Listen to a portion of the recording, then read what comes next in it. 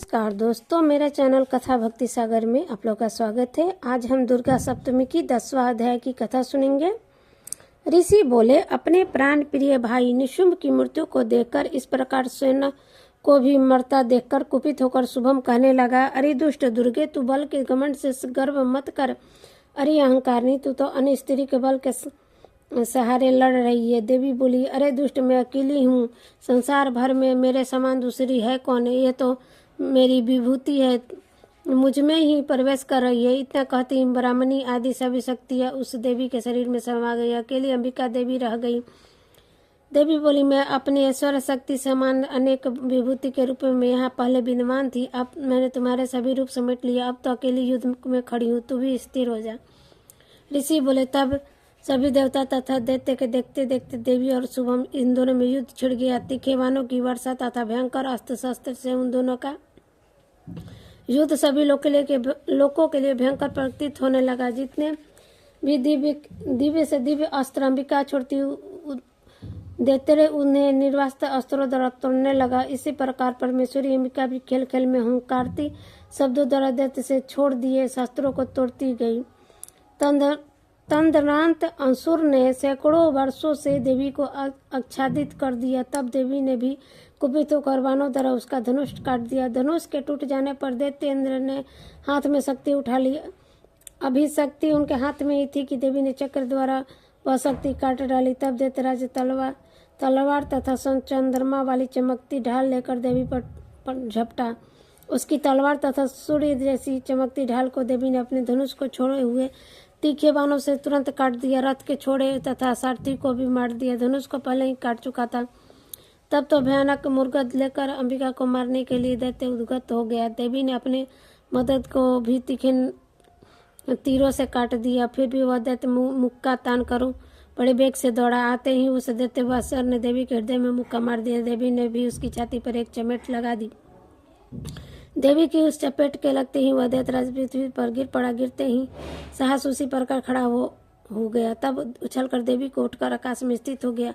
वहां भी निराधार होकर वह चंडिका देवी के साथ युद्ध करने लगा। आकाश में उस दैत्य तथा चंडिका का आपस में घोर युद्ध हो रहा था। वह युद्ध मुनियों के लिए विस्मयमार्ग था। अब अंबिका ने अपने साथ देर तक युद्ध करते करते दैत्य को उठा लिया और उसे पृथ्वी पर पटक दिया। देवी द्वारा पटका हुआ वह पृथ्वी पर आकर खड़ा हो गया। मुक्का तान कर वह दुष्ट देवी को मारने की इच्छा से बड़े वेग से दौड़ा। तब वह दैत्य को आता हुआ देख देवी ने उसकी छाती पर त्रिशूल भोंक दिया और पृथ्वी पर गिरा दिया। देवी के शूल से छत विछत होकर पृथ्वी पर पड़ते हैं उसके प्राण निकल गए। उसका गिरना ही भी समुद्र द्वीप एवं पर्वत के साथ सारी पृथ्वी को हिला देने वाला था। उस दुरात्मा के मरते ही सारा जगत स्वस्थ एवं प्रसन्न हो गया। आकाश भी बहुत ही साफ दिखाई देने लगा। पहले तो उपद्रवी मेघ उठ रहे थे तथा उत्फान हो रहे थे, वे सभी शांत हो गए। दैत्यों के मारे जाने पर नदियां भी अपने अपने मार्ग पर चलने लगी। इसकी मृत्यु होने पर ही सभी देवताओं ने मन प्रसन्न हो गए। गंधर्व मनोहर गाय करने लगे। अप्सरा गण नाचने लगी। दूसरे बाजे बजाने लगे। वायु पवित्र होकर चलने लगी। सूर्य उज्ज्वल होकर चमकने लगा। शांत हुई अग्नि सलाओं की अग्नि जलने लगी। दिशाओं की भयंकर आवाजें शांत हो गई। प्रजा सुखी और संपन्न शांति का साम्राज्य हो गया। ये था 10वां अध्याय दुर्गा सप्तमी की। 11वां अध्याय हम अगली बार सुनेंगे। जय हो दुर्गा माँ की। नमस्कार दोस्तों, मेरा चैनल कथा भक्ति सागर में आप लोग का स्वागत है। आज हम दुर्गा सप्तमी की 11वां अध्याय पढ़ेंगे, कथा सुनेंगे। ऋषि बोले, देवी जी ने जब दैत्यराज महासुर शुंभ का वध कर दिया तथा इंद्रादिक सभी देवता अग्नि को मुखर करके अपने मनोरथ सिद्धि के लाभ से सभी दिशाओं को धमकाते हुए मुख कमलों से प्रकाशित करते हुए उस कात्यायनी देवी की स्तुति करने लगे। देवता बोले, हे शरणगतों के संकट निवारणी देवी, हम पर प्रसन्न होइए। हे सारे जगत की माता, हे विश्वेश्वरी, विश्व आप हो। हे देवी, आपने इन सारे जगत को मोहित कर रखा है। पृथ्वी पर आपकी प्रसन्नता की मुक्ति का लाभ होगा। ये देवी सभी विद्याएं उसका भेद है। जगत भर की सब स्त्रियां आपकी ही मूर्तियां हैं। हे जगदम्बे, आप अकेले ने ही सारे जगत को व्याप्त किया है। आपकी स्तुति क्या हो सकती है? आप तो स्तुति से परे हो एवं परावर्णी हो, जबकि आप हमारी आप हम सबकी उद्धार स्वर्ग की मुक्ति देने वाली हो, इसी से आपकी स्तुति होगी। आपकी स्तुति के लिए हम कौन सी उत्तम युक्तियाँ हो सकती है। सारे जनों के हृदय में बुद्धि रूप होकर आप ही उपस्थित हो। हे देवी स्वर्ग एवं मोक्ष देने वाली नारायणी, आपको नमस्कार हो। कष्टदायिनी रूप से सबकी रक्षा कीजिए। हे देवी आप चर अचर की सामनी हो, आप ही एकमात्र जगत का आधार हो, पृथ्वी स्वरूप में विराज रहती हो।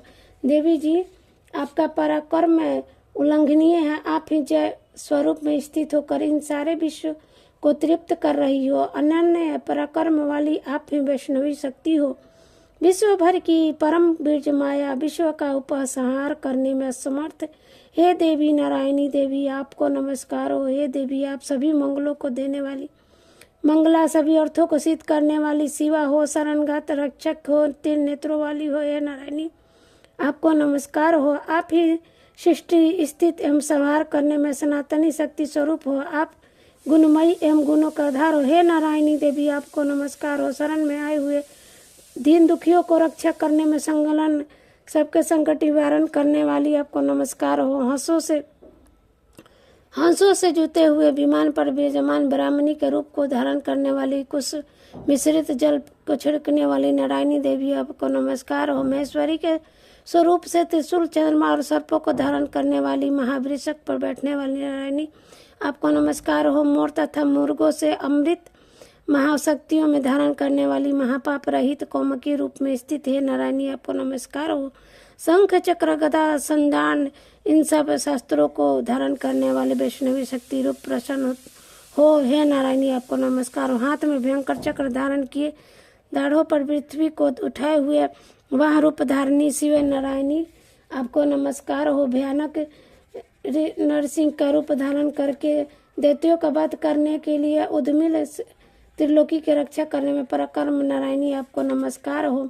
हजारों उज्जवल नेत्र धारण करने वाली, कीटी धारणी, महाब्रज धरणी, वृतासुर के प्रहार करने वाली इंद्र शक्ति रूप नारायणी आपको नमस्कार हो। शिव दिति के स्वरूप से दैत्यों की बड़ी सेना का नाश करने वाली, महानाद करने वाली, भयंकर रूप करने वाली नारायणी आपको नमस्कार हो। भयंकर दाढ़ों से भयंकर मुख वाली, मुंड मलाओं से शोभयान मुंडलों का मंथन करने वाली चरमुंडा नारायणी आपको नमस्कार हो।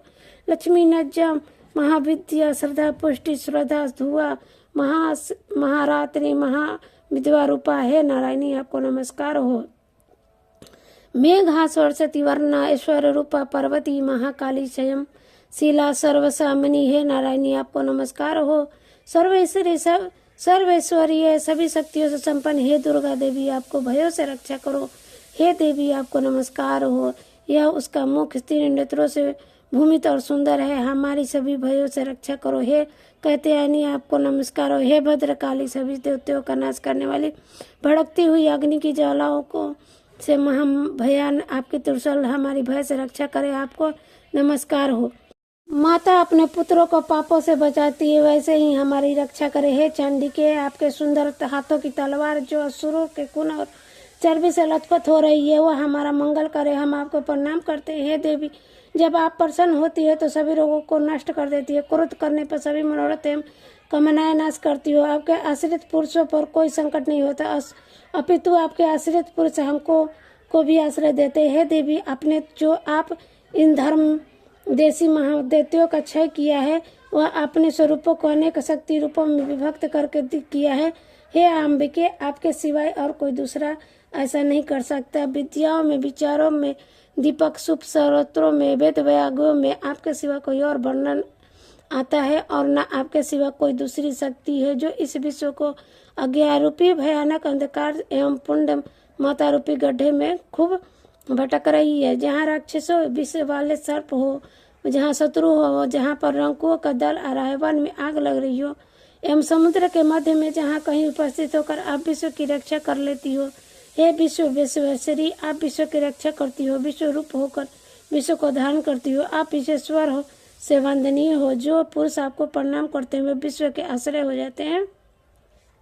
हे देवी जिस प्रकार इस समय दैत्यों के वध से तुरंत हमारी रक्षा कर ली। इसी प्रकार नित्य ही हमें शत्रुओं के भय से बचाइए, प्रसन्न होइए और जल्दी से सारे जगत के पाप नष्ट कीजिए। पापों से उत्पन्न महामारी आदि उपद्रव भी दूर हो। हे देवी, विश्व भर में दुख दूर करने वाली, प्रणाम करने वाले हम पर प्रसन्न होइए। तीनों लोकों के निवासी से स्तुति की गई महतेश्वरी, सब लोकों के निवासियों से स्तुति की गई महतेश्वरी, सब लोगों को वरदान दीजिए। देवी बोली, हे देवगण, मैं वर देती हूँ, देने को तैयार हूँ। मनचाहा वर मांग लो, संसार का उपकारण वर में अवश्य देंगे। देवता बोले, हे सर्वेश्वरी, आप त्रिलोकी के समस्त बाधाएं शांत करें और इसी प्रकार हमारे शत्रुओं का विनाश करें। देवी बोली, हे देवगण, विवस्य मनेवर के 28वें युग के आने पर शुभ निशुम नामी 2 महादैत्य पैदा हो जाएंगे। तब मैं निंदगोप की गृहिणी यशोदा के गर्भ से अवतार लूंगी और विंध्याचल में जाकर निवास करूंगी। फिर पृथ्वी पर महाभयंकर रूप से अवतार लेकर बेप्रची नामक घोर दैत्य का भक्षक करते समय मेरे दांत भी अनार के फूलों की तरह लाल हो जाएंगे। तब स्वर्ण से देवता और पृथ्वी पर मनुष्य मेरी स्तुति करते समय मुझे रक्त दातनी कहेंगे। इसके अंतर जब पृथ्वी पर 100 वर्षा नहीं होगी, पानी मिलेगा ही नहीं, तब मुंजीनान मेरी स्तुति करेंगे। उस समय में आयोनिजा प्रकट होंगी। मैं 100 नेत्रों द्वारा उस मुनियों को देखूंगी। तब मनुष्य मेरा शताक्षी नाम से कीर्तन करेंगे। हे देवगण, उस समय हमारे सारे संसार को जब तक वर्षा नहीं होगी तब तक मैं अपने शरीर से उत्पन्न शार्कों द्वारा पालूंगी। पृथ्वी पर सक्का भरी इस नाम से मैं विख्यात हो जाऊंगी।